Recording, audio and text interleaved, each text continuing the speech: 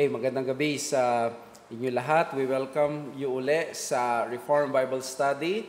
This will be our part 3 ng ating series ng ating pag-aaral sa 1689. So, we will have muna yung mga few reminders natin sa RBS, sa mga viewers namin online. We understand that this is a public proclamation ng salita ng Diyos. So therefore, we understand na kami ay maaari ninyong i-check, tanungin.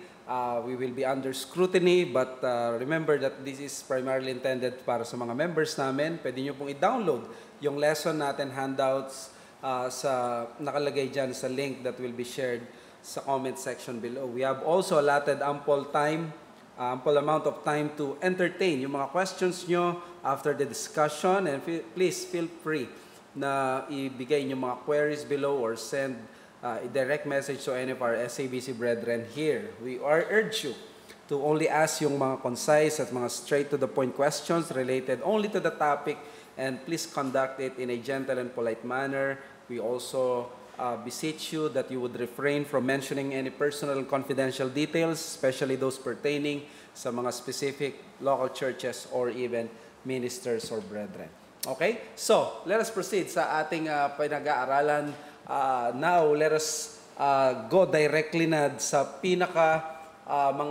sa content ng 1689 after 2 lessons na tiningnan natin yung history. We now proceed sa part 1, the Holy Scriptures part 1. Alam natin, ang doctrine ng Holy Scriptures should not only be studied ng minsanan, so kailangan natin ng maraming mga araw. So, let us have a review first.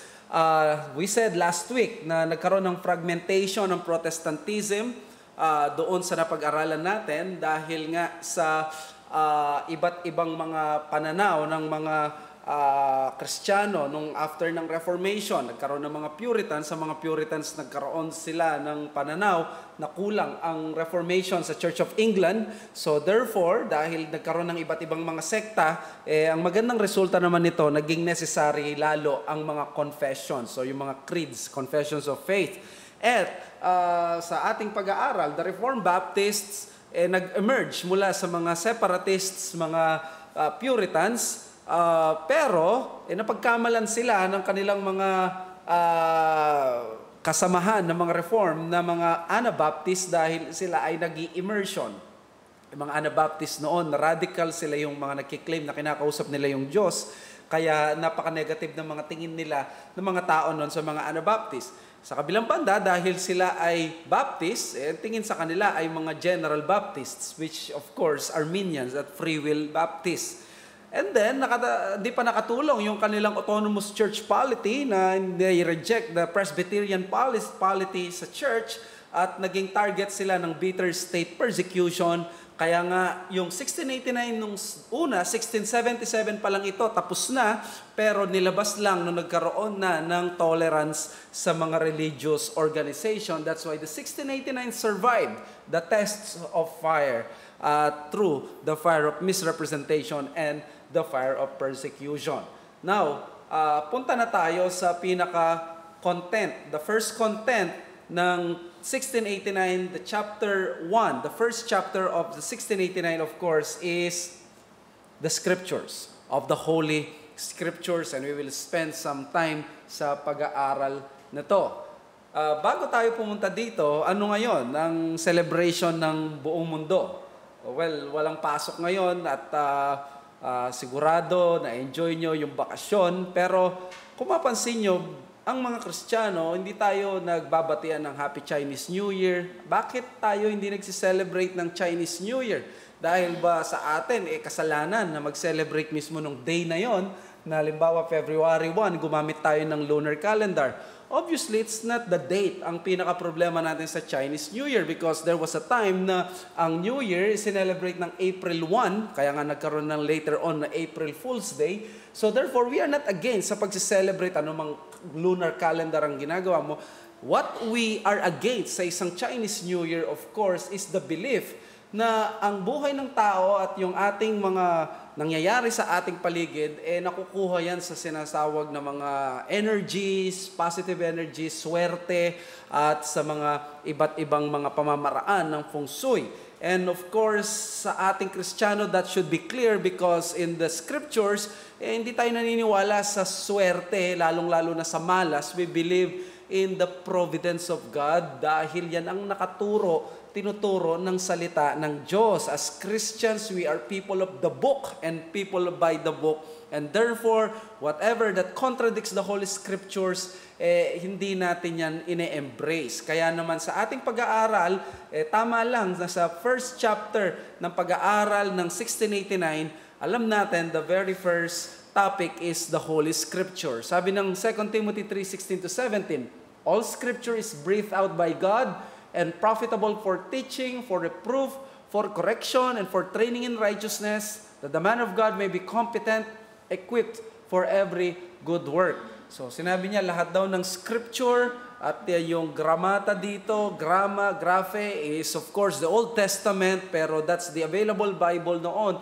Ang pinakamalagang word dito is the breathe out. Sa Greek is theonustos. Theo is God, and from nustos is from the Greek word pneuma, spirit, hinga. So hininga ng Diyos at ang resulta ay isang produktong perpekto na profitable for teaching, for reproof, for correction, for training in righteousness, at that the man of God may be competent, equipped for every good work. Yun na yung kailangan ng tao pagdating sa gusto ng Diyos na malaman niya. But here is the present Christian problem today.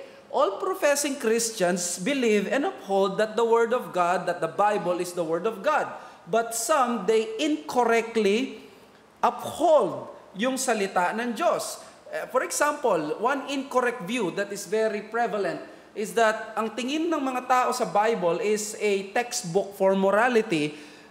Ito ay nagtuturo ng kung ano yung dapat na gawin para maging mabuting tao ka, morality sa issue ng pagiging mabuting kapwa.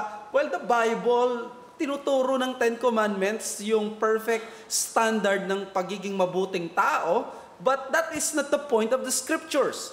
Others, they believe yung health and wealth issue, ang tingin nila, ang salita ng Diyos ay pampaswerte. Pag sinunod mo ito, yayaman ka. Nakikita nila ito na parang vending machine na may gagawin ka, magtatanim ka, and then aani ka. Yan ang tinuturo basically ng Scripture, health and wealth gospel.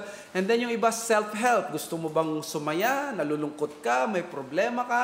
And the Bible is an answer sa mga kalungkutan at sa mga iba't ibang mga problema. And of course, we do not deny that the Bible is really, kung siya ay isang scripture mula sa Diyos, then therefore it addresses these things. But that is not the main point. No? At yung iba naman, yung incorrect attitude, ang problema. Ito, tayo siguro, may correct view ka man ng Bible, but sometimes you have an incorrect attitude. We are now a generation who does not have an appetite to the Word. Ibig sabihin, pagdating sa salita ng Diyos, Bible study, sanay tayo sa mga internet factoids at sa mga articles sa social media, maiksi lang. We don't want reading na mahaba, yung discipline na ganon. We are visual-oriented people right now. We are not anymore readers or word-oriented people. Kaya tamad tayo magbasa ng salita ng Diyos. We would rather watch the Passion of Christ rather than read the Passion of the Messiah sa Isaiah 53. So, Christian profession is very prevalent and very rampant, yet without interest to Scripture should be deemed as anomalous. Anomalya dapat. Kapag sinasabi natin, gusto mo ng salita ng Diyos, pero wala ka namang interest, o Kristiyano ka, pero wala kang interest sa Word of God. Diba? Ito yung problema sa Amerika. There's a widespread born-again profession sa United States, yet very little interest sa Word of God. And then sa US statistics, yung majority profess to be Christians and they believe the Bible as the Word of God. Pero nung makikita mo, dito sa Amerika, napakaraming mga women preachers, kinakasal ang parehong lalaki, ang parehong babae. So when asked, this majority does not even know the content of the Bible. So therefore, they profess to believe the Bible that is para sa kanila ay napaka-ignorant nila dito. So the result, is that churches have weakened their position on the scriptures as absolute authority. Ang scripture na sa kanila is, yes, they believe it, it's a good teaching of Jesus Christ, but it is not actually an absolute moral code. Hindi ko siya kailangang sundin na siya lang. Pwede ko siyang i-consider one of the many things na pinakikinggan ko. But, of course, that cannot be sa truth Christianity. Sa 1689, binibigyan tayo ng isang napakagandang bedrock sa ating faith because dito, tinitindigan ng 1689 ang posisyon that the scriptures is the final authority for our faith and practice. In other words, kapag may mga bagay kang binabasa, walang masama doon, but at the end of the day, kung magkocontradict ang lahat ng ito sa Word of God, it is the Word of God that stands correct dahil ito ay very Word of God. So, bigyan ko kayo ng magandang words mula kay James Montgomery Boyce, isang kilalang evangelical stalwart noong 2000, namatay siya noong year 2000. Si Benjamin Sass. Si Benjamin Sass ay isang US Senator sa Nebraska, but he is a reformed person.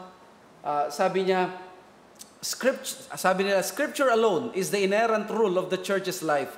But the evangelical church today has separated Scripture from its authoritative function. In practice, the church is guided far too often by the culture, therapeutic technique, marketing strategies, and the beat of the entertainment world often have far more to say about what the church wants, how it functions, and what it offers than does the Word of God. Pastors have neglected their rightful oversight of worship, including the doctrinal content of the music. As biblical authority has been abandoned in practice, as its truths have faded from Christian consciousness, and as its doctrines have lost their saliency, the church has been increasingly emptied of its integrity, moral authority, and direction. So, you see, dahil sa erosion ng biblical authority, nag-erode pati ang mga church activities, church worship, pati yung lahat ng mga bagay sa Christian faith. That is why the first subject sa 1689, of course, is the scriptures. Now, let me explain muna. Ano ba yung theological situation ng 1689? Remember, no? Yung mga confessions and creeds, they are usually forged under the fire of controversies. Di ba? Nagkaroon ng Nicene Creed because of the controversy kung ano ang relationship ng Father sa Son at ng Holy Spirit. So doon, the church fathers were forced to reflect ano ba ang relationship nila because there was this Arius na nagsasabi that Jesus is like God but He is just similar with God but not exactly of the essence of God the Father. So therefore, dahil sa controversies na ito, napilitan silang mag-reflect. Ganon din sa mga confessions. Nung panahon ng mga Puritans at ng mga Reformers, syempre, kalaban nila dyan ang mga Catholic Church at yung mga sumobra, nag-extreme na mga Reformers. So what happened? Ito yung una nilang pinariringgan or pinaninindigan, yung Roman Catholic Church. Ang Catholic Church, we all know that the position of the Catholic Church is the church is the final authority for their faith.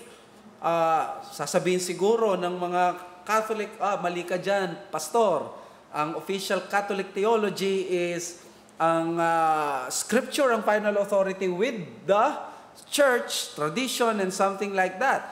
Well, ito yan. Scripture, tradition, and church authority and church, they are both authority together. Pero what do I mean when I say the church is the final authority? Well, I'm talking about in real practice. In real practice, the Catholic Church, ang final authority nila actually is the church. Let me give you an example. Si Johann Eck, isang kilala na Catholic theologian sa panahon ni Luther, sabi niya, the scriptures are not authentic except by the authority of the church. So, sino daw ang nag-authenticate? Sino nagsasabi na tama ito at ganito? So, ang church. So, therefore, mas makapangyarihan ng church kaysa sa scriptures. About si Pope. Dito si Pope. Wow. Pope Pius IX, sa kanyang First Vatican Council in 1870, sabi niya, I am tradition. So therefore, the Pope has been elevated sa position na siya ay authoritative. So, tingnan nyo dyan.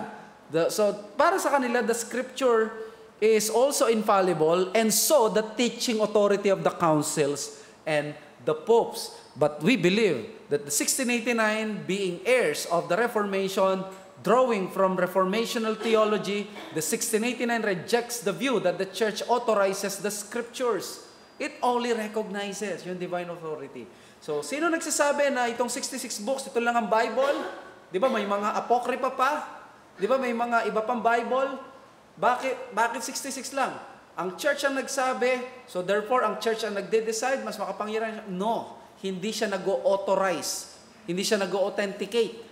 Ang church, nire-recognize lang niya what constitutes the inspired word of God. Okay?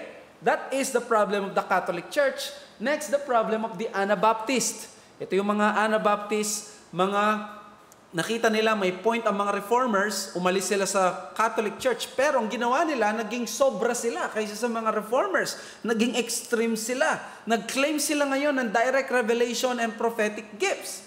Ang maganda lang sa kanila ay isa.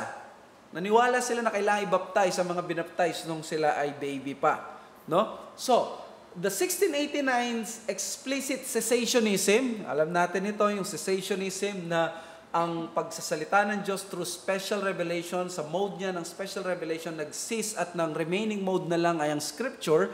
So, therefore, ina-align ng 1689 ang kanyang sarili to the historic church position dahil cessationist ang 1689. So, we can conclude that with a few minor differences, the 1689 Baptist Confession of Faith is similar with the Westminster Confession of Faith in the doctrine of Scriptures, affirming Reformation heritage. So in other words, sinasabi lang dito, ang 1689 halos kinopya niya verbatim yung Westminster, yung mga Reform, yung mga Presbyterians sa position nila sa Scripture, not because hindi nila kaya na magsulat ng sarili nila. Malinaw yan sa sinabi nila Kiffin at nila ng introduction na napag-aralan natin last week. They did not want na magbuo ng mga additional language, but gusto nilang i-embrace yung vocabulary ng church. Okay? So I hope this has been made clear. Now let us proceed sa first paragraph ng chapter 1 ng 1689. Ang issue sa paragraph 1 is one word: necessity. Is the Bible a necessity? Kailangan ba na magkaroon ng Bible? Bakit kinailangan na mag-create ng written word of God? Hindi ba pwedeng, wag na lang, magkakaroon tayo ng babasahin araw-araw, trabaho ito. Pwede kaya na na lang, darating na lang yung word of God diyan, na maririnig na lang natin. Bakit kailangan ang word of God? Is the Bible really necessary? Well, sabi ng chapter 1, paragraph 1 ng 1689, the Holy Scripture is the only sufficient, certain, and infallible rule of all saving knowledge, faith, and obedience, although the light of nature and the works of creation and providence do so far manifest the goodness, wisdom, and power of God. As to leave men inexcusable, yet are they not sufficient to give that knowledge of God and His will, which is necessary unto salvation.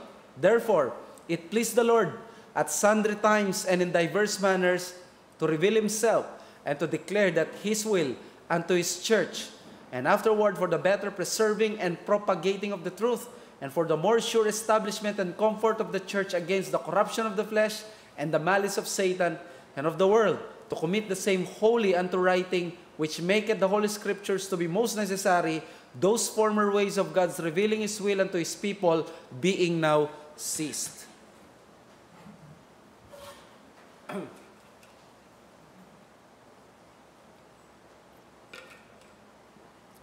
Ayon, napakahaba ng paragraph 1 ng chapter 1 ng 1689, pero kung mapansin nyo, walang sayang na salita dyan. Talagang fully loaded with theological truths na kailangan nating himayin.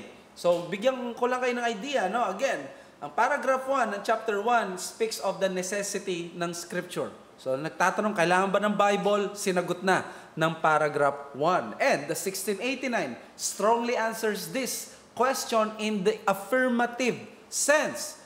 Bakit kailangan ng Bible? Ang sagot ng 1689, kailangan siya because of the issue of salvation. Bakit? Ang salvation, para magkaroon ng tao, kailangan niya ng tinatawag na salvific revelation. Kailangan may manggaling mula sa Diyos na salita, sabihin niya paano yung plano ng kaligtasan.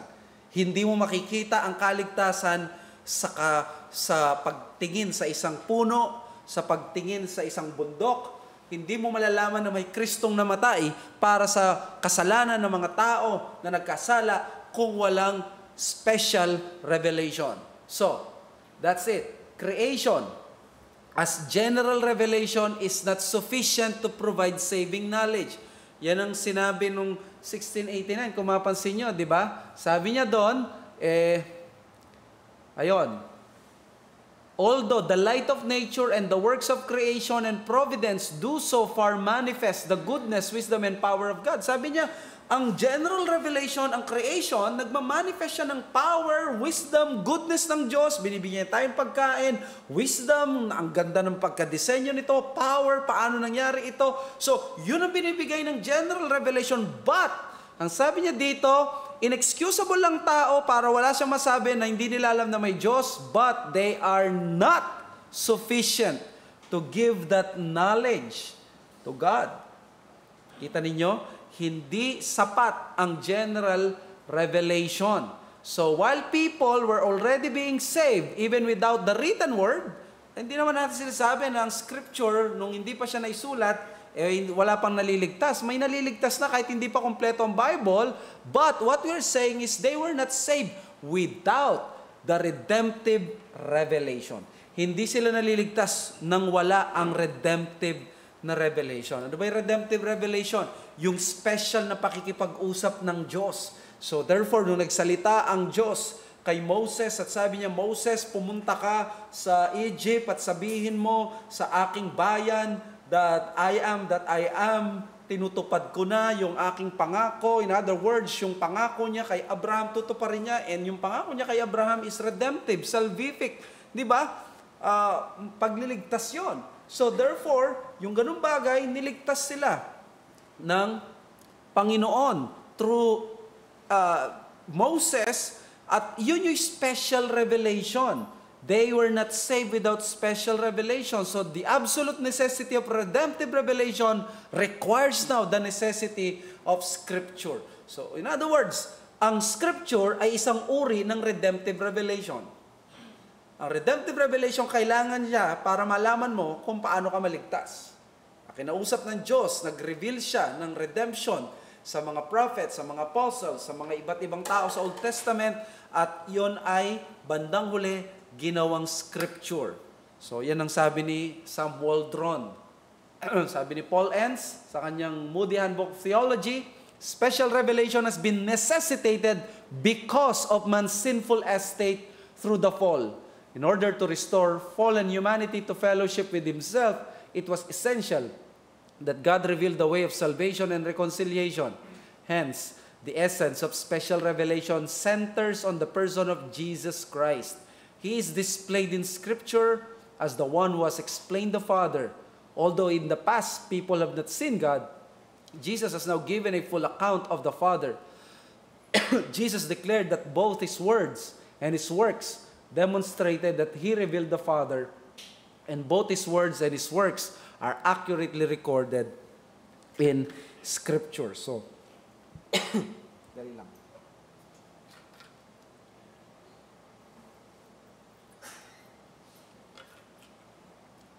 Ayon. Sinasabi dyan, dahil sa kasalanan ng tao, kailangan niya ng kaligtasan, nagkaroon ngayon ng matinding necessity for special revelation. Yung special revelation ng Diyos para sa pagliligtas ng tao, nakita natin sa Word of God. So, tanong nyo siguro, pero Pastor, bakit necessary pa rin na isulat sa Bible na 66 books ang kapal? Bakit kailangan na ganon? Pwede namang sabihin na, okay, sige, magsalita na lang ang Panginoon sa akin. Sa panaginip ko, sasabihin niya, O ramen, maliligtas ka through faith in Christ. Pwede namang ikalat natin. Bakit kailangan pa ng scripturation? So, yan ang sasagutin pa ng paragraph 1. Necessary ang inscripturation ng salita ng Diyos. Napakakailangan na ang salita, ang revelation ng Panginoon, maisulat siya, maiprint siya, maisulat siya sa paragraph, sa sentence, sa paragraph at ganito. No? So, the necessity of the Bible assumes that those former ways of God revealing His will unto His people being now ceased. Pag sinabi na kailangan ng Biblia, ina-assume nito na yung mga ibang mga paraan ng Diyos natigil na. At yan ang sinasabi ng paragraph 1. Di ba, kanina sinabi ko, yung Roman Catholic Church at yung mga Anabaptist radicals, binababa nila yung level ng necessity ng Scripture dahil ang Roman Catholic Church ay naniniwala na ang authority ng Pope at mga councils ay equal ng Scripture pero sa actual mas makapangyarihan sila. Ang Anabaptist radicals, pag sinabi niya kinausap siya ng Diyos, may narinig siyang boses galing to sa Panginoon. Di ba, mas na-attack ang necessity ng Scripture. Bakit mo pa kakailanganin na matindi ang Scripture sa ganung kalagayan? So, the 1689 understands itong bagay na to, tinadress niya kagad yung word na those former ways na ginamit ng Diyos, they are now ceased. So, nandun yung word na ceased at ginamit yan ngayon sa theological position, sa Christianity on the issue of the miraculous gifts. Merong mga evangelicals na naniniwala, nagpapatuloy ang gifts na ito and they call themselves continuationists. And then, the 1689, drawing from the Reformation position, we believe sa cessationism. Nag-cease na yung mga modes of special revelation after na makompleto ang mode of the Bible. So, the Bible is now the only remaining definitive mode of special revelation. So you see, ang special revelation napakarami. May visual special revelation. Nagpakita ang Diyos in the form of an angel of a man. Theophanies. Merong auditory revelation. Nagsalita siya through audible voice. Merong tinatawag na mga incarnational revelation. Merong mga iba't iba pang mga ganon. Nakipag-usap ang Panginoon. But after these modes, ang sabi ng Hebrews 1:1, in these last days, noon, God spoke to us in diverse manners and in diverse ways. So in other words, ibang paraan at ibang mga panahon, different times and different ways, nangusap siya, even sa donkey ginamit niya para mangusap. Pero sabi ng Hebrews 1:1-2, but these last days, God spoke to us through His Son. So in other words, ang fulfillment, yung pagdating ni Kristo, hindi lang siya parang, si Kristo, another form of revelation. No, fulfillment siya. Nung dumating na si Kristo, nandun na yung kahustuhan. Fulfillment na, kita na natin yung buong buo, nandun na yung substance, wala na yung shadow, therefore hindi na natin kailangan ng panaginip si Kristo na. Pero, alam natin si Kristo na wala na, at ang naiwan ay ang mga apostol. Pero nawala ang mga apostol, ang naiwan sa atin yung sulat ng mga apostol. So therefore, before, God directly spoke. Sabi sa Genesis 1, and God said, yan ang isang special revelation noon. Nung Exodus 14:13, before God revealed Himself through His powerful deeds. Di ba? Nakita nila na ito, kapangyarihan ng Diyos, pinalaya sila mula sa Egypt, through His mighty deeds, sabi ng Bible. And then, sa Old Testament, God chose prophets. Sa New Testament, apostles and prophets. At sila yung tinatawag na mga official, na mga witnesses ng Panginoon. Now, kapag sinabing witnesses, martoreo, hindi ito parang saksi ako nakakita. Sila yung nakakita, pero sila yung pinili ng Panginoon na maging official na pagsabi kung ano nangyari. Kaya nga sabi ng Panginoon, yung mga 12 apostol. You see, sa Bible, maraming mga apostles, which means ang apostles ay messengers. Pero iba yung club ng 12. Kaya isang category yung tinatawag na the 12. The 12, sinasabi nila. kahit 11 na lang sila, ang tawag pa rin the 12. Category special yon. Kasi, sabi ng Bible, yung 12 na yon, yung mga messengers na yon, sila dapat ay nakakita sa resurrected Christ at from the beginning ng ministry, nandun na sila. Kaya, hindi po pwede maging apostol ngayon ng sino man. Tapos, sabi ng 2 Thessalonians, kailangan kung gusto mo marinig ang Word of God, dalawa ang source mo. Sabi ni Paul, pumunta ka sa amin, an apostle, tanungin mo siya kung anong salita ng Diyos, bibigyan niya sa iyo salita ng Diyos. Pero, patay na yung mga apostles. Ang naiwan sa 2 Thessalonians 2, ang sabi niya is, our letter. Yung letter ng mga apostles. Ang mga letter ng apostles is what we call the New Testament. So in other words, the Bible is the remaining mode. So before God revealed Himself most personally in Christ, wala na rin si Christ. Sabi ni Joel Beakey at ni Paul Smalley, in the incarnate Lord, all other modes of divine revelation reach their richest fulfillment. Christ's every word is the word of God. He reveals God with every ordinary act of love and every extraordinary miracle. Though clothed in humility as He walks in Galilee and Jerusalem, Christ is the greatest theophany ever known. Warfield wrote, the theophanies are but faint shadows in comparison with His manifestation of God in the flesh. So, mga kapatid, I hope very clear sa atin, the remaining mode na lang ng special revelation sa atin is the Word of God. Again, ang tanong ng subtitle natin is, bakit necessary ang Bible? Necessary ang Bible kasi dahil sa kasalanan ng tao, kailangan niyang malaman na may tagapagligtas. So dahil may special revelation, kailangan yung Bible, may sulat yung special revelation sa Bible. Now, bakit kailangan isulat, hindi na lang i-record? May mas maganda pang boses sa atin dito. O kaya naman, i-ask na lang natin, magaling umarte dito, i-depict na lang nila. Huwag na tayo mag-preach, manood na lang tayo ng Passion of the Christ. Bakit kailangan inscripturated? Sinagot yan ng chapter 1, paragraph 1 ng 1689. And the first answer is this, because when you scripturate the revelation of God, truth is better preserved and safeguarded. Safeguarded at preserved ang truth kapag nakasulat. Di ba? Pag nangungutang po kayo o yung may nangungutang sa inyo, anong advice sa inyo ng mga magulang nyo at kamag-anak? Lalo na kung medyo malaki. Pwede bang laway lang? Hindi. At least may kasulatan. Di ba? Bakit? Doon sa kasulatan, hindi magsisinungaling ang kasulatan. Pipirma siya doon, nandun ang maliwanag, yung tinatawag na proposition, propositional truth. Okay? Pag kayo ay pumasok sa trabaho, maganda yung may kontrata, sabihin nila. Pag nagpakasal, kailangan may marriage certificate. Kailangan nakasulat, lahat. In fact, may maganda kang thoughts, kailangan mong isulat. Don't trust your pen. Don't trust your mind, your memory. Trust the pen. Dahil yung pen, nakasulat lang dyan. Lahat. No? Minsan, pati heart text, nakasulat, di mo na rin makalimutan. Ganyan katindi pag naisulat.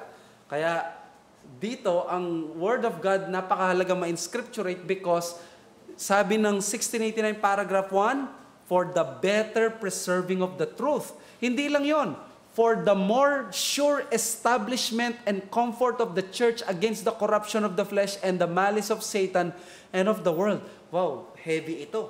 Pero sinabi ito ng paragraph 1. No? Bakit magandang nakasulat ang Word of God? Para daw, sure establishment, ma-establish ka sa faith. Hindi mo kailangan umasa na lang sa, alam mo yun, kung ano yung sasabihin ni Paz. Paz, meron ka po bang Word of God sa amin? Hindi namin naririnig eh. At least ikaw, magkakaroon ka ng confidence na yung faith mo, na pinaniniwalaan mo, hindi lang ito galing sa bibig ng isang pastor o ng isang tagapagturo, na alam mo, pati siya ay nagkakamali at pwede siya magkamali. So therefore, pwede mo ma-check. Magiging confident ka na ang daladala mo ay, ito yung Word of God. Hindi ito dahil sinabi lang ng aking leader. But this is the Word of God. And then comfort of the church against the corruption of the flesh. So therefore, magkakaroon ng comfort ng church dahil lagi, paulit-ulit, pwede nating tingnan. Tapos yung corruption of the flesh. Kung ang ating katawan at sarili ang magsasalita, di ba, magbabago yung pananaw natin minsan. Pero pag nakasulat, after 2,000 years, nauso man ang pagsasama ng dalawang lalaki o dalawang babae, ang Bible hindi nagbabago. Di ba? Dahil nakasulat siya. At yung malice ni Satan and of the world. So, a written document can be subject to review, evaluation, examination. So kung ang Bible mismo, nire-review siya, ine-evaluate, ine-examine ng mga tao, how much more ang preaching ng pastor o ng teaching ng leader. 'Di ba? Yung mga ibang teachers, ayaw nilang magpa-under ng scrutiny o under ng pag-aaral o i-evaluate yung kanilang teaching. Panloloko yon. Napaka-prone nun sa deception. Therefore, sabi ng 1689 Baptist Confession ni Samuel Waldron, by the way, dito tayo lagi kumukuha, even the outline niya, napakaganda ng kanyang exposition ng 1689 Baptist Confession. Sabi niya, thus it was for the preservation of truth from the corruption of the flesh, human weakness, and the malice of Satan and the world, human wickedness, that God gave us the Scriptures. We have indications of this purpose in the Scriptures themselves. Certainly about the exact content of the divine revelation was the purpose of the Scriptures. Writing was necessary for certainty because of the weakness and wickedness of a fallen world. Kung iaasa natin, sa memory na lang ni Dr. Jack Van Impe, yun yung nag-memorize na Bible na fundamentalist. Matindi. Minsan sa mga Christian schools, napupunta pa yan sa mga quiz bee. Memorize nila yung buong Proverbs. Pero you see, hindi maaring i-rely lang tayo doon sa ng isang kapatid natin na magaling sa memorya. Kaya nga magpasalamat tayo, nakasulat sa salita ng Diyos. At, wickedness. Pwedeng panggalingan niya ng panloloko. Pwedeng ikalakal si Kristo, i-manipulate ang mga tao kapag hindi siya nakasulat at halimbawa dumadaan na lang through my mind, sasabihin ko, ito yung pinapasabi ng Panginoon at rampant at napakarami ng mga testimonies na ganyan. One story is that, for example, ang sabi ng isang pastor, sabi niya, kapatid, may pinapasabi ang Panginoon sa iyo, kinausap ako ng Diyos. Tungtuwa naman itong member kasi kinuusap ng Diyos yung pastor sa pagdating sa kanya, patungkol sa kanya. Siyempre, in-expect niya maganda. Sabi niya, kinausap niya ako, mukhang total, marami kang lupain. Itong tinitirikan ng bahay mo, ito yung gustong gawin ng Diyos na maging bahay, sambahan natin. Maaring sincere yung pastor na talagang naniniwala siya na galing yun sa Panginoon or sino mang ministro na naisip niya yun o pari. Pero, you see, napaka-unfair nun at paano mo ma-verify? Walang verification process. Ang Bible, at least written, at least may OTP. May one-time password siya. Pwede mo siyang i-check. Kung panahon nga natin ngayon, kahit digital na, meron pa rin tayo mga safety guards, safeguards sa mga ganitong bagay. How much more pagdating sa salita ng Diyos? At di ba, napaka-talamak nito na nangyayari. Kaya nga kung mapansin ninyo, isa sa practice ko, when I always give counsel, I never say and I refuse to say na kinausap ako ng Diyos, ito yung binigay ng Diyos sa heart ko. I always say, this is what I think, what the Scripture says. It's always sa Bible. Kaya kapag sinabi sa iyo na ito yung gawin mo dahil pinapasabi ito ng Diyos, kapag gano'n na sinabi, tanungin mo, chapter and verse. Kung walang maipakitang chapter and verse, hindi ka bound sa salita niya, kahit sino pa yan. Diba? Kaya maganda yung sabi ng isang kaibigan ko noon pag sinabi daw na ang Panginoon, kinausap siya, ibigay mo itong sasakyan mo, ganito. Ganun po ba? Bakit hindi ako kinausap, ako yung may-ari? So, dapat kausapin din yung may-ari. Diba? So, napakaganda na nakaisulat ang salita ng Diyos. So, therefore, the Scriptures effectively gives comfort to the frailty of the sinner while at the same time making the preacher accountable with his doctrine. So, therefore, thank God that Christianity is a religion by the book. It will only thrive in education, not in ignorance. Gusto mo bang maging mature na Christian? Wala kang choice kundi magbasa. Hindi po pwedeng hindi ka magbabasa. May mga tao na nagsasabi, hindi po kasi ako nakapag-aral, hindi ko talaga gusto magbasa. Mga kapatid, tandaan nyo to, ang salita ng Diyos idinala ng mga misyonero sa mga tribong hindi nag-aaral. Ang naging solusyon nila ay hindi yung ikwento lang ang salita ng Diyos, kundi tinuruan nilang magbasa ang mga tao sa mga bundok, sa iba't ibang mga lugar. At ang Kristyanidad, kung saan man papasok ang Christianity, nagiging napaka-educated ng mga tao, natututo silang magbasa. Nagiging hub of civilization ang isang lugar kapag may pumasok na Biblia dyan, because when there is a Bible, there is a need to read that Bible. Kaya ito ang isang legacy ng Christianity sa kasaysayan. Kaya nga yung Europe, di ba, naging sentro siya ng civilization because it's where the Bible reached yung salita, salita ng Diyos na padpad doon. Kaya nga wag tayong maging tamad. Ang sabi, sino ba nagsabi noon, Jose? Our brains are shallow and the Bible is deep. Let us read more the Word of God. Kailangan natin lalo, sabi ng Puritan na yon. And number 2, meron pa pala, si Kistler, tsaka si Mike Horton. And yet, Christianity is a religion of words, a religion of the book. Like the Reformers, we too must not accommodate to a visually or experientially oriented culture in the interest of marketing success, but must pour all our energies into a word-centered community. However, out of step with contemporary society that maybe the Reformers insisted that Scripture not only has the final say, but it is the formal principle of everything we believe about doctrine or conduct. That is, it shapes and forms our faith. So kung preaching lang to, sasabihin ko, yung mga may anak dito, katulad kay Edie, bata pa lang turuan yung magbasa, hindi lang manood ng mga gadgets. Kailangan maging word reader ang mga anak natin, hindi lang sila mga visual readers, na masasanay sila sa mga images, but not sa mga words. We should teach them how to love words, how to use words, how to speak words, because the Bible, the very Word of God, is written in words. It's given to us in words, I mean. Number 2, truth is better published in a written document. Tama? So, truth is better published in a written document. And I see this. I would rather read an article kaysa manood ako sa YouTube ng 30 minutes na video. Di ba? You would rather basahin mo na lang dahil mas nauulit mo pa. At yung 1689, sinabi niya, the better propagating of the truth. Mas napopropagate because through the printed word, the word was reached by the apostles. The world was reached by the apostles even after they have long been dead. Di ba? Wala na sila, pero alam natin yung mga words ni Peter. Alam natin yung words ni Paul. Di ba? Alam natin kung kanino words yung I die daily. Alam natin yung words that for to me to live is Christ and to die is gain.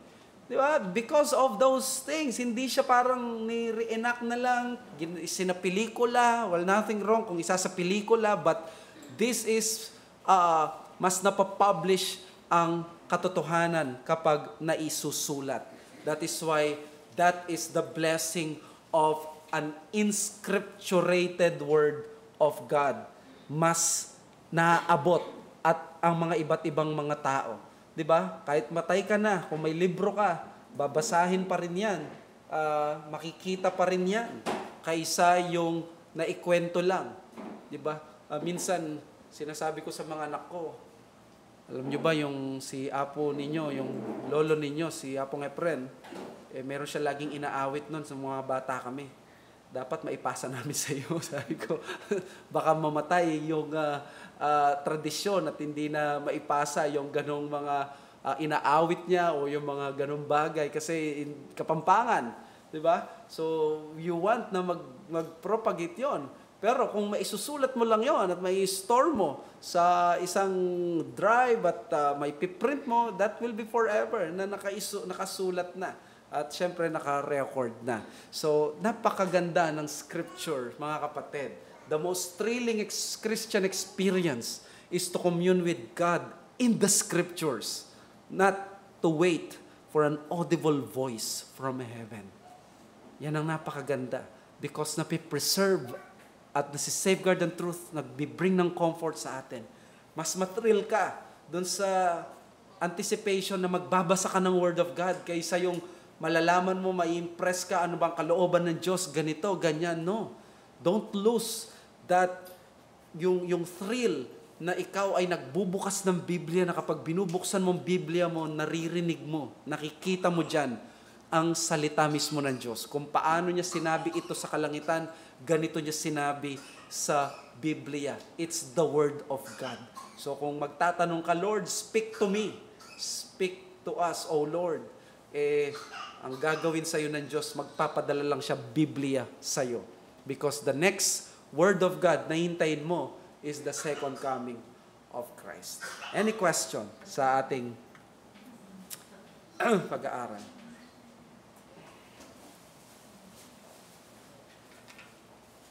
Questions po sa mga nanonood?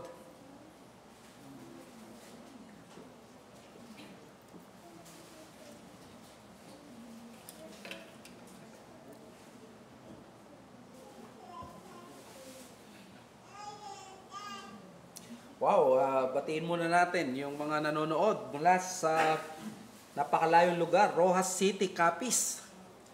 Yan, si Ronel Alejandro. Mula sa malayong lugar, si Mig is watching. Brad, kumusta ka dyan? Si Crizel, nandiyan ba si Crizel? Ayan, namimiss natin si Crizel, no? But hello, Crizel. Watching from Taguig, si Angelo Francis. May mga may message sa akin or sa and they say that they are nare-reach sila ng RBS, ng ating online ministry, minsan galing Dubai, sa ibang parts ng mundo. So that's very encouraging.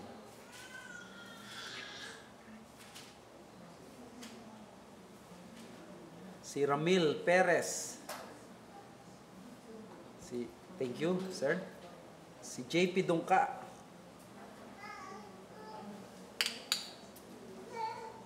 Mark Despi, Glenn Nodalo, si MJ Pasco, si Mans, si Ron, si Eds. Hello, Eds. O si Richard Canaria. Good evening, brethren. Glory to God.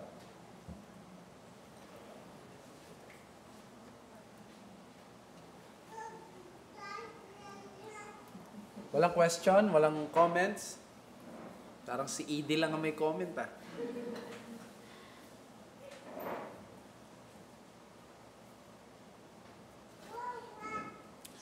Okay, so kung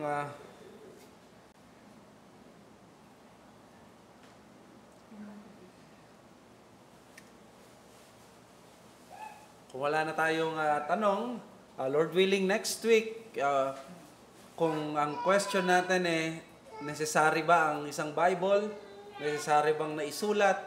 Kung necessary siya ang Bible at necessary siyang naisulat, ano naman ang kapangyarihan nito sa ating buhay? Is this an authoritative rule para sa ating mga buhay? Okay? So, ito, may nagwa-watch from Riyadh, si Edwin Bragais, and then si Emmanuel Tamayo. God bless for this ministry, for bravely proclaiming the truth. Si June Padilla, watching from Pangasinan. Si BBM, watching from Ilocos Norte. Si Lenny Robredo from Camcam Sur. Hello po. Love lang po. Biro lang. Sige, tayo'y manalangin. Our Heavenly Father, we praise you for the Word of God. Salamat dahil in-inscripturate mo ang kalooban mo. At Lord, anytime pwede namin itong buksan. Hindi na namin kailangan na pumunta sa isang confession booth. Pahintayin pa ang araw ng linggo.